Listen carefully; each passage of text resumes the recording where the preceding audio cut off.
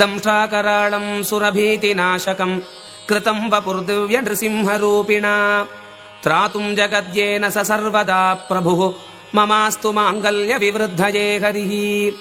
दंष्ट्राकराळम् सुरभीतिनाशकम् कृतम् वपुर्दिव्य नृसिंहरूपिणा त्रातुम् जगद्येन स सर्वदा प्रभुः ममास्तु माङ्गल्यविवृद्धये हरिः दैत्येन्द्रवक्षस्थलदारदारुणैः करोरुगैर्यक्रकचानुकारिभिः चिच्छेदलोकस्य भजानि सोच्युतः ममास्तु माङ्गल्यविवृद्धये हरिः दन्तान्तदीप्तद्युतिनिर्मलानि यः चकार सर्वाणि दिशाम् मुखानि निनादवित्रासितदानवो ह्यसौ ममास्तु माङ्गल्यविवृद्धये हरिः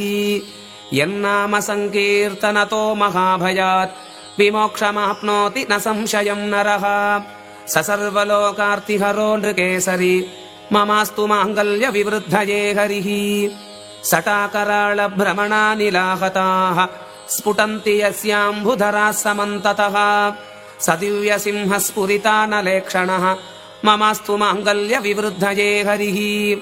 यदीक्षणज्योतिषिरश्मिमण्डलम् प्रलीनमीशन्नरराजभास्वतः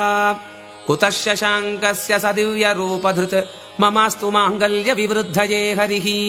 अशेषदेवेश नरेश्वरेश्वरैः सदा स्तुतम् यच्चरितम् महाद्भुतम् स सर्वलोकार्तिहरो महाहरिः ममास्तु माङ्गल्यविवृद्धये हरिः द्रवन्ति दैत्याः प्रणमन्ति देवताः नश्यन्ति रक्षांस्य पयान्ति चारयः यत्कीर्तनात् सोद्भुतरूपकेसरी ममास्तु माङ्गल्यविवृद्धये हरिः द्रवन्ति दैत्याः प्रणमन्ति देवताः नश्यन्ति रक्षांस्य पयान्ति चारयः